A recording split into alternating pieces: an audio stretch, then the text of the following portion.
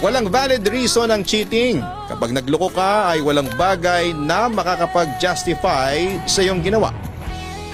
Isipin mo na lamang ang magiging epekto nito sa iyong partner. Isipin mo ang gabi-gabi niyang pag-iyak at mag-isip ng worth niya bilang partner mo at bilang isang tao. Sa isang relasyon ay hindi lang pagmamahal ang dapat na umiiral. Dapat ay meron ding respeto, katapatan at pagiging kontento.